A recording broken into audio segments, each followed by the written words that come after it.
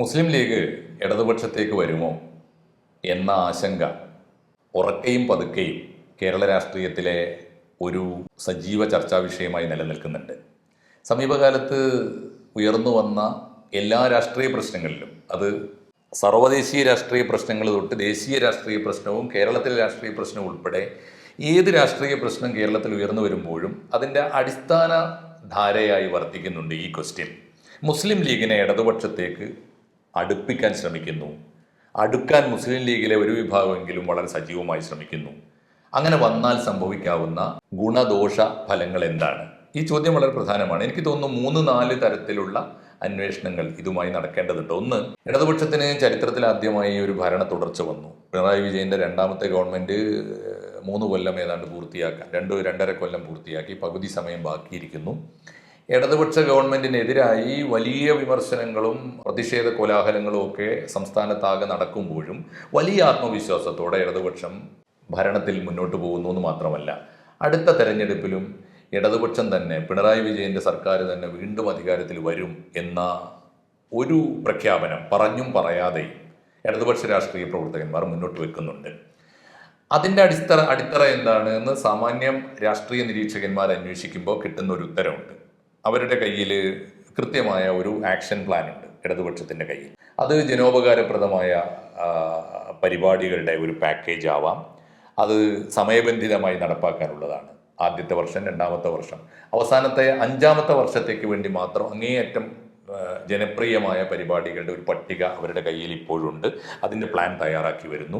കേരളത്തിൻ്റെ ഒരു മനസ്സ് വെച്ച് തെരഞ്ഞെടുപ്പിൻ്റെ തൊട്ടു മുമ്പ് നടപ്പിലാക്കുന്ന ഭരണ നടപടികളാണ് പലപ്പോഴും ജനമനസ്സിനെ സ്വാധീനിക്കുകയും വോട്ടിനെ നിർണ്ണയിക്കുകയും ചെയ്യുക. അതുകൊണ്ട് പിണറായി വിജയൻ്റെ 10ാം വർഷത്തിലെ ഭരണ നടപടികൾ എന്തൊക്കെയായിരിക്കും, അതിനെ ജനങ്ങൾ എങ്ങനെ സ്വീകരിക്കും എന്ന് ജനങ്ങൾ കാത്തിരിക്കുന്നുണ്ട്. ഒരു ഭാഗത്ത് അത്ര തന്നെ സജീവമായി രാഷ്ട്രീയമായ ആശയ ചർച്ചകളുടെ ഒരു മണ്ഡലത്തിൽ പുതിയൊരു ചോദ്യം ഉയർത്തുന്നുണ്ട്. ഒരു പക്ഷേ 10 വർഷം പൂർത്തിയാക്കിയ പിണറായി വിജയന്, അത് അല്ലെങ്കിൽ ഇടതുപക്ഷ ഗവൺമെന്റിന് 3ാമത് ഒരു ടേം കൂടി ഭരിക്കാൻ അവസരം സാമാന്യമായി കിട്ടാത്ത വിധത്തിൽ ജനാഭിപ്രായം രൂപപ്പെട്ടു വരുന്നൊരു അന്തരീക്ഷം വന്നാൽ ഭരണ തുടർച്ച വീണ്ടും വരുത്താൻ എന്തുണ്ട് വഴി? തീർച്ചയായിട്ടും അത് പോസിറ്റീവായ ഒരു ആലോചനയാണ്. കാരണം ഇന്ത്യൻ രാഷ്ട്രീയത്തിൽ ഇടതുപക്ഷത്തിൻ്റെ അവസാനത്തെ അടയാളമായി കേരളം നിലനിൽക്കുകയാണ്.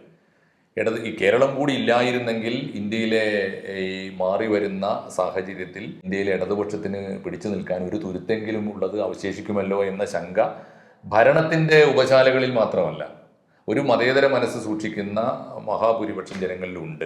വേറൊരു പ്രധാനപ്പെട്ട ആശങ്ക കൂടി കേരളത്തിനുണ്ട്. അത് ഭരണകക്ഷിക്കും പ്രതിപക്ഷത്തിനുണ്ട്, ഒരുപോലെയുണ്ട്. അത് ഹിന്ദുത്വവാദികൾ നാട് ഭരിക്കുന്ന കാലത്ത് ദേശീയ രാഷ്ട്രീയത്തിൽ വലിയ തോതിൽ കേരളത്തിനെതിരായുള്ള അവഗണനയും കേരളത്തെ കേന്ദ്ര ഗവൺമെന്റിന്റെ ഒരു ശത്രുപക്ഷത്ത് നിർത്തി കാണുകയും ചെയ്യുന്ന BJP വിരുദ്ധമായ, BJP ഇതരം എന്ന് പോലും പറഞ്ഞാൽ പോരാ, BJP വിരുദ്ധമായ ഒരു ഗവൺമെന്റ് നാട് ഭരിക്കുന്ന ഒരവസ്ഥ തുടർച്ച കിട്ടിയാൽ ദേശീയ തലത്തിൽ തന്നെ BJPക്കെതിരായി നടത്താവുന്ന രാഷ്ട്രീയ മുന്നേറ്റങ്ങൾക്ക് ഊർജം പകരാനും ശക്തി പകരാനും ഇന്ധനം കൊടുക്കാനും പിന്തുണ കൊടുക്കാനും ഒക്കെ സാധിക്കുമല്ലോ. ഇതാണ് ഈ രാഷ്ട്രീയ ചർച്ചയുടെ ഒരു പശ്ചാത്തലം. ഇനി ആലോചിക്കേണ്ടത്, അങ്ങനെ സംഭവിച്ചാൽ, അങ്ങനെയാണെങ്കിൽ ഈ ബുദ്ധി കേന്ദ്രങ്ങൾ തൊട്ട് ഭരണകൂടത്തിൻ്റെ സ്ഥിരാകേന്ദ്രങ്ങളിലെ ആലോചനാ ടാങ്കുകൾ, തിങ്ക് ടാങ്ക്സ് പറയുന്ന അവരൊക്കെ ആലോചിക്കുന്നത് ഒരു പ്ലാൻ ബി ആയി. കേരളത്തിലെ ഒരുപക്ഷെ പ്രതിപക്ഷ സമരങ്ങൾ വിജയം കാണുകയും ജനമനസ്സിൽ ഗവൺമെന്റിനെതിരായി ഒരു ആന്റി ഇൻകംബൻസി ഫാക്ടർ ശക്തിപ്പെടുകയും ചെയ്താൽ അടുത്ത നിയമസഭാ തെരഞ്ഞെടുപ്പ്, അടുത്ത ലോക്സഭാ തെരഞ്ഞെടുപ്പ് തീർച്ചയായിട്ടും അതിൻ്റെ ഒരു സൂചനയായിരിക്കും. അടുത്ത ലോക്സഭാ തെരഞ്ഞെടുപ്പ്, 2024 വരാൻ പോകുന്ന ലോക്സഭാ തെരഞ്ഞെടുപ്പ് കേരള രാഷ്ട്രീയത്തിൽ നിർണായകമായ തീരുമാനങ്ങൾക്കുള്ള കളം കൂടി ഒരുങ്ങും. ലോക്സഭാ തെരഞ്ഞെടുപ്പിന്റെ റിസൾട്ട് UDFന് കുറച്ചുകൂടി മുൻതൂക്കം കിട്ടുന്നതായി കണ്ടാൽ ഒരു പക്ഷേ എന്തു വില കൊടുത്തും ഇടതുപക്ഷത്തിന് 3ാം ടേം ഉണ്ടാക്കിയെടുക്കാനുള്ള ആലോചനകൾ ആശയതലത്തിലും ഭരണതലത്തിലും രാഷ്ട്രീയ പുനഃസംഘാടന തലത്തിലും ഒക്കെ നടക്കും. ഇടതുപക്ഷത്തിന്റെ മനസ്സിൽ ഉണ്ടാവാൻ സാധ്യതയുള്ള ഒരു ആലോചന, ഒരു പ്ലാൻ ബി ആണ്. അത് മുസ്ലിം ലീഗിനെ ഇടതുപക്ഷത്തിന്റെ ഭാഗമാക്കുക. അങ്ങനെ ഒരു ചിന്ത ഇടതുപക്ഷത്തിന്റെ മനസ്സിലുണ്ട് എന്ന് സാമാന്യം ബോധമുള്ള, രാഷ്ട്രീയ ബോധമുള്ള എല്ലാ നിരീക്ഷകന്മാർക്കും ബോധ്യപ്പെടുന്ന മട്ടിലുള്ള നീക്കങ്ങൾ അടുത്ത കാലത്ത് കണ്ടുകൊണ്ടിരിക്കുന്നുണ്ട്. കാരണം ഒരു ക്രിസ്ത്യൻ കമ്മ്യൂണിറ്റിയുടെ പിന്തുണ ഇടതുപക്ഷത്തിന് താരതമ്യേന എത്രയോ കാലങ്ങളായി, പതിറ്റാണ്ടുകളായി UDFന്റെ വോട്ട് ബാങ്ക് ആയിരുന്ന ക്രിസ്ത്യൻ ബെൽറ്റിൽ വലിയ വിള്ളലുകൾ ഉണ്ടാക്കിയിട്ട് ജോസ് കെ മാണിയുടെ കേരള കോൺഗ്രസിനെ ഇടതുപക്ഷത്ത് കൊണ്ടുവന്നപ്പോൾ തീർച്ചയായിട്ടും വലിയ പ്രതീക്ഷയുണ്ടായിരുന്നു. പക്ഷേ LDF അധികാരത്തിൽ വരാനൊരു പക്ഷേ അതുകൂടി സാധിച്ച അതുകൂടി ഒരു ഘടകമായിരുന്നേക്കാം. എന്തായാലും ആവശ്യമുള്ള അളവിൽ ഒരു ക്രിസ്ത്യൻ പിന്തുണ, കേരള കോൺഗ്രസിൻ്റെ പോലും നല്ലൊരു വിഭാഗത്തിൻ്റെ മാസ് പിന്തുണ ഇടതുപക്ഷത്തിന് കിട്ടിയിട്ടില്ല എന്ന യാഥാർത്ഥ്യം ഇപ്പോൾ ഇടതുപക്ഷത്തെ നയിക്കുന്നുണ്ട്. അങ്ങനെ വരുമ്പോൾ ഇനിയുള്ള അവശേഷിക്കുന്ന ഒരേ ഒരു പ്ലാൻ BJP ഭരിക്കുന്ന കേന്ദ്ര ഗവൺമെന്റിനെതിരായി വൈകാരികമായി തന്നെ പ്രതികരിച്ചുകൊണ്ടിരിക്കുന്ന മുസ്ലിം കമ്മ്യൂണിറ്റിയുടെ പിന്തുണ. അതുതന്നെയും മുസ്ലിം കമ്മ്യൂണിറ്റിയുടെ ഇന്ത്യയിൽ തന്നെയുള്ള ഏറ്റവും പ്രബലമായ ഒരു രാഷ്ട്രീയ പ്രസ്ഥാനം എന്ന നിലയിൽ, കേരളത്തിൽ മാത്രമുള്ള രാഷ്ട്രീയ പാർട്ടി ആണെങ്കിൽ പോലും കേരളത്തിലെ ഇടതുപക്ഷം മുസ്ലിം ലീഗിന്റെ പിന്തുണയോടുകൂടി ഭരിക്കുന്നു എന്നത് ദേശീയ തലത്തിലും അത് ന്യൂനപക്ഷങ്ങൾക്കിടയിൽ ഒരു ചിത്രം ഉണ്ടാക്കും. അത്തരത്തിലൊക്കെയുള്ള പ്രതീക്ഷകളാണ് ഇതിന്റെ ബലം. ഇനി ആലോചിക്കേണ്ടത് മുസ്ലിം ലീഗ് ഇടതുപക്ഷത്തേക്ക് വരുന്നതിനെക്കുറിച്ചും വന്നാലുണ്ടാകാവുന്ന പരിണതികളെക്കുറിച്ചും ആലോചിക്കുന്ന 3-4 ഫാക്ടേഴ്സ് ഉണ്ട്. അതിലൊന്ന്, മുസ്ലിം ലീഗിനെ അതെങ്ങനെ ബാധിക്കും. 2, ഇടതുപക്ഷത്തിനെ അതെങ്ങനെ ബാധിക്കും. 3, മുസ്ലിം കമ്മ്യൂണിറ്റിയുടെ ഒരു മനസ്സിനെ, അവരുടെ രാഷ്ട്രീയ ബോധത്തെ, അവരുടെ ഭാവിയെക്കുറിച്ചുള്ള ജനാധിപത്യപരമായ ഉത്കണ്ഠകളെ അതെങ്ങനെ ബാധിക്കും. 3, നാലാമത്തെ ഒരു ഘടകം, ഇതൊന്നുമല്ലാത്തൊരു കൂട്ടരാണ് യഥാർത്ഥത്തിൽ കേരള സംസ്ഥാനത്തെ ഭരണം നിർണ്ണയിക്കുന്നത്. അവർ സജീവ രാഷ്ട്രീയക്കാരല്ല, എന്നാൽ ഉള്ളിൻ്റെ ഉള്ളിൽ മനുഷ്യസ്നേഹികളും സമാധാനകാംക്ഷികളും ജനാധിപത്യവാദികളും ഒക്കെയായ കക്ഷി രാഷ്ട്രീയത്തിൽ പ്രത്യക്ഷത്തിൽ ഇടപെടാത്ത ഒരു വലിയ വിഭാഗമുണ്ട്. വലിയ വിഭാഗം എന്ന് പറയണം കേരളത്തിൻ്റെ കണക്ക് നോക്കുമ്പോൾ. അപ്പോൾ ഈ മനസ്സിനെ ഇതെങ്ങനെ ബാധിക്കും? അതിനാണ് ഒരുപക്ഷെ കേരളത്തിൻ്റെ നമ്മൾ ഈ സെക്കുലർ ഫാബ്രിക് എന്ന് പറയുന്ന ഒന്നിനെ, അല്ലെങ്കിൽ മതേതര മനസ്സിനെ നിർണ്ണയിക്കുന്നത് പലപ്പോഴും കക്ഷികൾക്കകത്ത് മെമ്പർഷിപ്പ് എടുത്തവരല്ല. ഞങ്ങളൊക്കെ, എന്നെപ്പോലുള്ള സാംസ്കാരിക പ്രവർത്തകർ എപ്പോഴും ഊന്നുന്നത് ആ മനസ്സുകളിലാണ്. കക്ഷി രാഷ്ട്രീയത്തിൽ വന്നുപെട്ട നിലപാടെടുക്കുന്ന, അത് ഇടതുപക്ഷമാകാം, ഇടതുപക്ഷ വിരുദ്ധമാകാം, BJP ആകാം, കോൺഗ്രസ് ആകാം, ആ മനസ്സുകളെ, കക്ഷി രാഷ്ട്രീയത്തിൽ മെമ്പർഷിപ്പ് എടുത്തവരുടെ മനസ്സല്ല യഥാർത്ഥത്തിൽ കേരളത്തിൻ്റെ സാമൂഹ്യ സുസ്ഥിതിയെ നിലനിർത്തുന്നത് എന്ന് വിശ്വസിക്കുന്ന കൂട്ടത്തിലാണ് ഞങ്ങളൊക്കെ. അതുകൊണ്ട് ആ വോട്ട് ഷെയർ എൻ്റെ കണക്കനുസരിച്ച് എത്ര കറകളഞ്ഞാലും അതൊരു 20% വരും. കേരളത്തിലെ 20% വോട്ടർമാർ, പ്രായപൂർത്തിയായ മനുഷ്യന്മാർ തീരുമാനിക്കും കേരളത്തിൻ്റെ ഭാവി. ആ മനസ്സുകളെ ഈ തീരുമാനം എങ്ങനെ ബാധിക്കും? ഈ 4 കാര്യങ്ങളാണ് ഈ ആലോചനയിലെ കൺസേൺ എന്ന് എനിക്ക് തോന്നുന്നു. ആദ്യം ആലോചിക്കേണ്ടത്, മുസ്ലിം ലീഗ് ഇങ്ങനെ ഒരു തീരുമാനം എടുക്കുമോ? എടുത്താൽ അവരുടെ രാഷ്ട്രീയത്തെ അതെങ്ങനെ ബാധിക്കും? യാതൊരു തർക്കവും എനിക്കില്ല. മുസ്ലിം ലീഗിനകത്ത് ഭിന്നങ്ങളായ അഭിപ്രായങ്ങളൊക്കെ ഉണ്ടാവാം. പക്ഷേ മുസ്ലിം ലീഗിനെ, നേരത്തെ ബിജു പറഞ്ഞതുപോലെ, മുസ്ലിം ലീഗിനെ ആത്യന്തികമായി നയിക്കുന്നത് അത് അവരുടെ പൊളിറ്റിക്സാണ്, അവരുടെ തെറ്റുമല്ല. അവരുടെ കുറ്റം പറഞ്ഞാൽ ഭരണമില്ലെങ്കിൽ തകർന്നു പോകുന്ന വേറെ ഒന്നുകൊണ്ടുമല്ല. മുസ്ലിം ലീഗ് പണ്ട് കാലത്ത് ഇന്ത്യയിലെ മുസ്ലിം ധാരകൾ പല വഴിക്ക് സഞ്ചരിച്ചപ്പോൾ ദേശീയ മുസ്ലിം എന്ന രീതിയിൽ കോൺഗ്രസിൻ്റെ കൂടെ നിന്നു, കടുത്ത തീവ്രവാദത്തിൻ്റെ ലൈന് സ്വീകരിച്ചു, ഇസ്ലാമിക രാഷ്ട്രവാദത്തിൻ്റെ ഒരു നിലപാട് ജമാഅത്തെ ഇസ്ലാമി എടുത്തു. മുസ്ലിം ലീഗ് കോൺസ്റ്റിറ്റ്യൂഷണലായി, സെക്കുലറായി, അതാത് കാലത്തെ ഗവൺമെൻറ്റുകളോട് സ്വന്തം സമുദായത്തെ സംഘടിപ്പിച്ച് നിർത്തി സമുദായക്ഷേമത്തിനും രാജ്യത്തിന് കൂടി ഗുണകരമായ മട്ടിൽ സമുദായത്തെ രാജ്യത്തോടൊപ്പം മുഖ്യധാരയിൽ വളർത്തിക്കൊണ്ടുവരികയും അവരുടെ പുരോഗതിക്ക് ആവശ്യമായ നിയമനിർമ്മാണം ഭരണത്തിൻ്റെ തണലിൽ നേടിയെടുക്കുകയും ചെയ്യുക എന്നത് അവരുടെ പ്രഖ്യാപിത നയമാണ്. അതിൽ അധികാരമോഹത്തിൻ്റെ മാത്രം പ്രശ്നമായി കുറച്ച് കാണുന്നത് രാഷ്ട്രീയമല്ല, ചരിത്രപരവുമല്ല. മുസ്ലിം ലീഗിനെ നമ്മളെപ്പോഴും ബ്രിട്ടീഷുകാർ ഭരിക്കുന്ന കാലത്തും മുസ്ലിം ലീഗ് സ്വീകരിച്ചു വന്ന, മുസ്ലിം ലീഗ് നേരിടുന്ന ഏറ്റവും വലിയ ആരോപണം അതാണ്. മുസ്ലിം ലീഗ് സ്വാതന്ത്ര്യ സമരത്തിൽ പങ്കെടുക്കാൻ പോയിട്ടില്ല. ആ സമയത്ത് മുസ്ലിം ലീഗ് പലപ്പോഴും സ്വീകരിച്ചത്. എന്നാൽ സർക്കാരിനെതിരായി നടന്ന പല സമരങ്ങളിലും, ഇപ്പോൾ നാവിക കലാപത്തിൽ കോൺഗ്രസിൻ്റെയും മുസ്ലിം ലീഗിൻ്റെയും കൊടി ഉയർത്തിയിട്ടുണ്ട് സമാന്തരമായിട്ട് പട്ടാളക്കാർ. അതിൻ്റെ കാരണം മുസ്ലിം ലീഗും ആ സമരത്തെ പിന്തുണച്ചു എന്നാണ്. എന്ന് പറഞ്ഞാൽ അത്തരത്തിൽ സമരങ്ങളിലൊക്കെ സമാധാനപരമായി പങ്കെടുക്കുമ്പോഴും മുസ്ലിം ലീഗ് സ്വീകരിച്ചു വന്ന നിലപാട്, ആദ്യം സ്വീകരിച്ചത് മുസ്ലിം സമുദായത്തിൻ്റെ പുരോഗതി. സർ സയ്യിദ് അഹമ്മദ് ഖാൻ എന്നൊരു വലിയ ബുദ്ധിജീവിയാണ് മുസ്ലിം ലീഗിനെ, അദ്ദേഹത്തിൻ്റെ കാലത്ത് മുസ്ലിം ലീഗ് ഉണ്ടായില്ലെങ്കിൽ പോലും അദ്ദേഹത്തിൻ്റെ ഒരു ബൗദ്ധികമായ ആശയം, വഴികാട്ടൽ മുസ്ലിം ലീഗിന് ഉണ്ടായിട്ടുണ്ട്. സർ സയ്യിദ് സ്വീകരിച്ച സമീപനം എന്താണ്?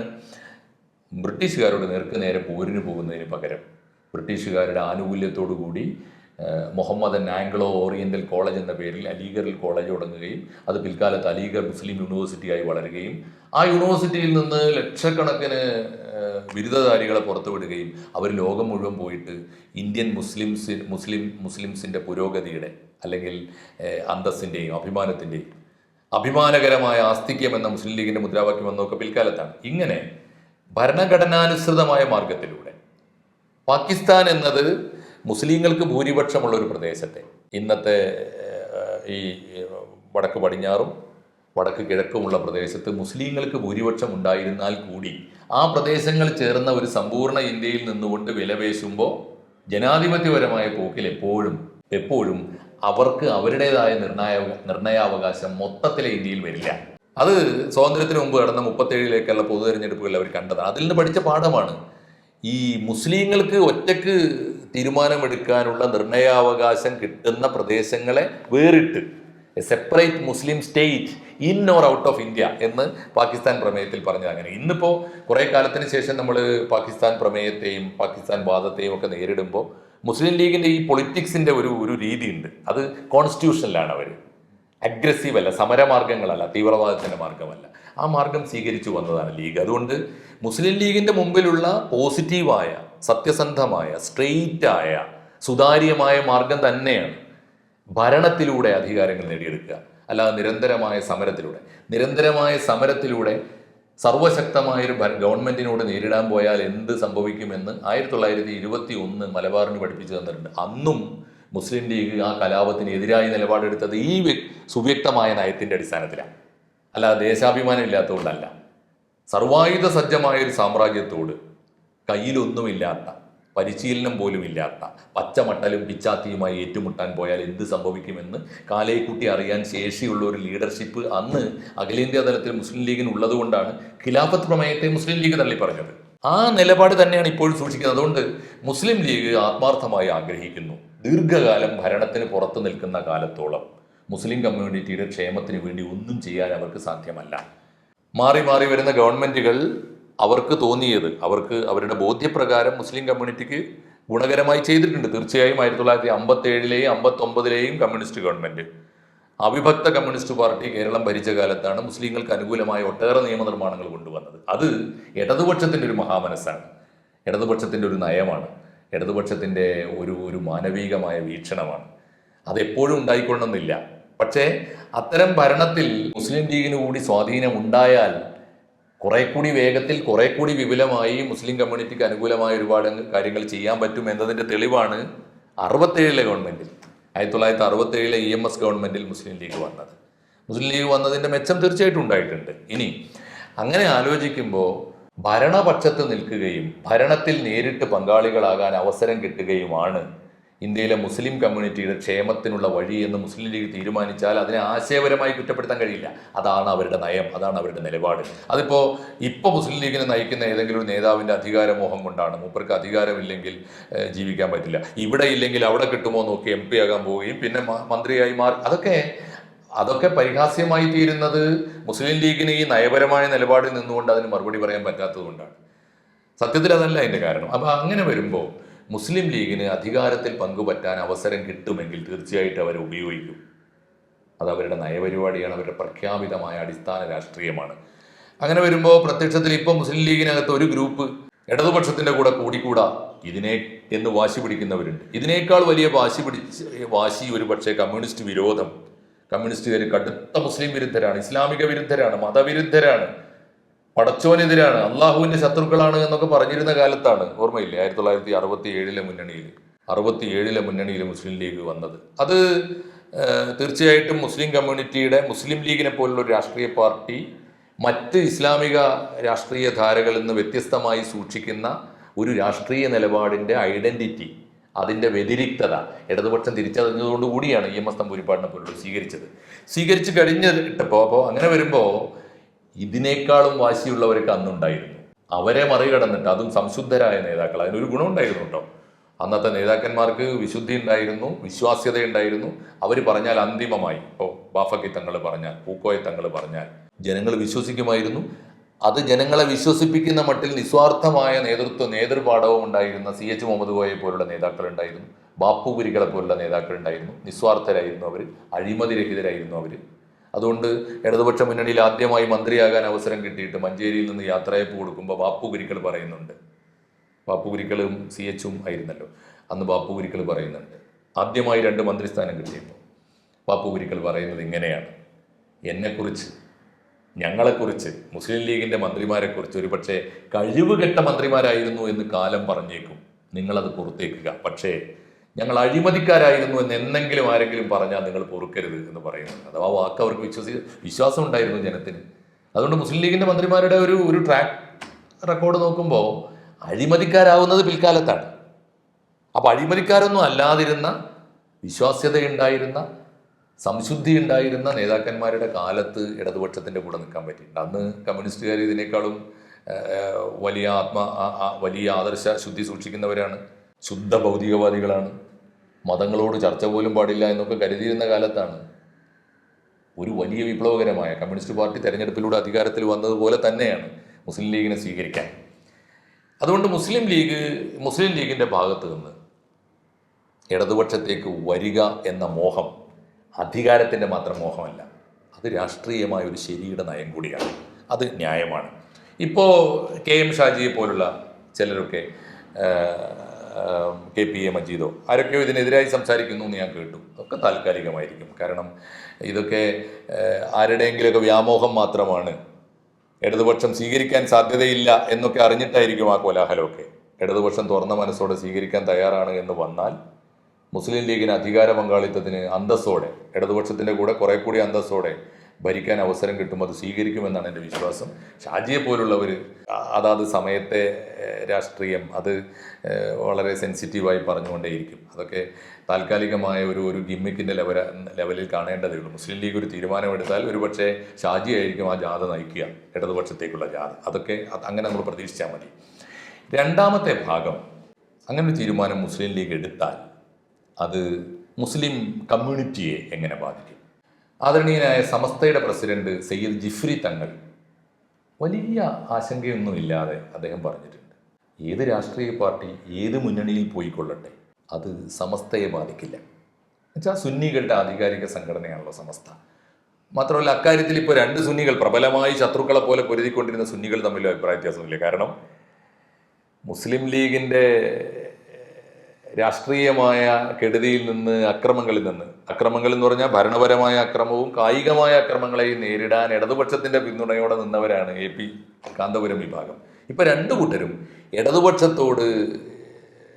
ഇടതുപക്ഷത്തോട് അടുത്ത് മുസ്ലിം ലീഗ് ഇടതുപക്ഷത്ത് ചേർന്നാലും സമസ്തക്ക് രണ്ടും തുല്യമാണ്. ഏത് ഭാഗത്ത് നിൽക്കുമ്പോഴും സമസ്തക്ക് മതപരമായി അവരുടെ താല്പര്യങ്ങൾ, വിശ്വാസപരമായ അവരുടെ താല്പര്യങ്ങൾ, അവരുടെ സ്ഥാപനപരമായ താല്പര്യങ്ങൾ, അവരുടെ വിദ്യാഭ്യാസ പുരോഗതി, അവരുടെ അത്തരത്തിലുള്ള ലക്ഷ്യങ്ങൾക്ക് ഏത് ഗവൺമെൻറ്റിൻ്റെ കൂടെ ആയാലും ഗവൺമെൻറ്റിൻ്റെ കൂടെ നിൽക്കുന്നതാണ് ശരി. ആ ഗവൺമെൻറ്റിനോട് സമരസപ്പെട്ട് പോകാനാണ് എല്ലാവരും ആഗ്രഹിക്കുക. പിന്നെ മുസ്ലിം ലീഗിനോട് മത്സരിച്ച് മുസ്ലിം ലീഗ് ഇല്ലാത്തൊരു ഇടതുപക്ഷ നാട് ഭരിക്കുന്ന കാലത്തോളം കാന്തപുരം ഇടതുപക്ഷത്തിൻ്റെ കൂടെ നിൽക്കും. അത് അദ്ദേഹത്തിൻ്റെ താല്പര്യം മാത്രമാണ്, വേറെന്ത്. അദ്ദേഹത്തിന് ഒരുപാട് തരത്തിലുള്ള താല്പര്യങ്ങൾ ഉണ്ടാവും. അത് ഏത് പണ്ഡിതനും അത് ഉണ്ടാവുക തെറ്റല്ല. മാത്രമല്ല മതപരമായി ഇവർക്കൊക്കെ ഒരു ന്യായം കൂടിയുണ്ട്. അള്ളാഹുവിനെയും പ്രവാചകനെയും അനുസരിച്ച് കഴിഞ്ഞാൽ മുസൽമാന്റെ ബാധ്യത അതാത് കാലത്തെ ഗവൺമെൻറ്റുകളെ കൂടി അനുസരിക്കുക എന്നാണ്. ഏതുവരെ ഒറ്റ കണ്ടീഷനേ ഉള്ളൂ അതിന്. ഇസ്ലാമികമായ വിശ്വാസത്തെയും ജീവിതത്തെയും അപായപ്പെടുത്തുന്ന നിലപാട് ഒരു സർക്കാർ സ്വീകരിക്കാത്ത കാലത്തോളം നമ്മളെ കാത്തുരക്ഷിക്കുന്ന ഭരണം നടത്തുന്ന സർക്കാരിനെ കൂടി അംഗീകരിക്കേണ്ടത് ബാധ്യതയാണ് എന്ന് അവരും സ്വീകരിക്കുന്നുണ്ട്. അതുകൊണ്ട് സമസ്തയുടെ നിലപാട് പുതിയ സാഹചര്യം ഒരുങ്ങിയിട്ടുണ്ട്. ഞാൻ മറ്റ് സംഘടനകളുടെ നിലപാട് ഒട്ടും വ്യത്യസ്തമാകാൻ വഴിയില്ല. കാരണം പണ്ടത്തെ പോലെ ഇപ്പോഴത്തെ മുസ്ലിം കമ്മ്യൂണിറ്റി, പ്രത്യേകിച്ച് മുസ്ലിം സംഘടനകളൊന്നും തന്നെ വലിയ എസ്റ്റാബ്ലിഷ്മെൻറ്റുകളാണ്. എല്ലാവരും നഷ്ടപ്പെടാനൊന്നുമില്ലാത്തവരല്ല. നമുക്ക് നമ്മളും പടച്ചവനും മാത്രമേ ഉള്ളൂ എന്ന് വിശ്വസിക്കുന്നവരല്ല. അതിനിടയിൽ വലിയ ആസ്തിയുണ്ട്, വലിയ സ്ഥാപനങ്ങളുണ്ട്, അതുമായി ബന്ധപ്പെട്ട് മാത്രമല്ല വലിയ ഉദ്യോഗങ്ങളുണ്ട്, സൗകര്യങ്ങളുണ്ട്, സ്വത്തുണ്ട്. അതുകൊണ്ട് മുസ്ലിം കമ്മ്യൂണിറ്റി പഴയ മുസ്ലിം കമ്മ്യൂണിറ്റി അല്ല. മുസ്ലിം കമ്മ്യൂണിറ്റി ഒരുപാട് മാറിയിട്ടുണ്ട്. അതുകൊണ്ട് ഒരു ഭരണകൂടത്തിൻ്റെ സുരക്ഷയിൽ മുസ്ലിം ലീഗ് ഇരിക്കുന്നത് കമ്മ്യൂണിറ്റിയുടെ വിശാലമായ താല്പര്യത്തിന് നല്ലതാണ് എന്ന് കമ്മ്യൂണിറ്റിയിലെ എല്ലാവരും, മുജാഹിദ് വിഭാഗം മറിച്ചൊരു നിലപാട് എടുക്കുമെന്ന് എനിക്ക് തോന്നുന്നില്ല. അവരൊന്നും മറിച്ച് മറ്റ് കാര്യങ്ങളൊക്കെ പറയുമ്പോഴും ഇവരെ പറഞ്ഞിട്ടില്ല. അതുകൊണ്ട് മുസ്ലിം കമ്മ്യൂണിറ്റിയും മുസ്ലിം ലീഗിൻ്റെ ഈ തീരുമാനത്തെ പിന്തുണക്കാനാണ് സാധ്യത എന്നാണ് എൻ്റെ ഉറച്ച വിശ്വാസം.